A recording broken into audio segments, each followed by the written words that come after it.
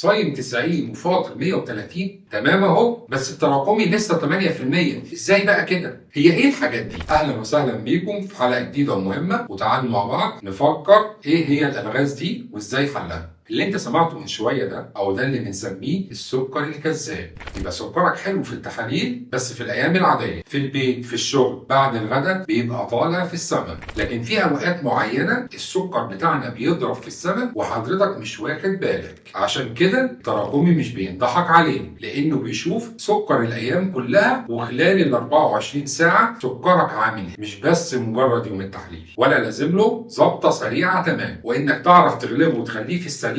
هو ده اللي هنعملوه مع بعض سوا من الحلقات اللي جايه. يلا خليك معانا علشان دخلنا في التقيل. مستنيك في الحلقه الجايه، ودي اللي هيكون فيها خطه الهجوم. ما تنساش شوف الحلقات اللي فاتت، ومستنيك في اللي جاي.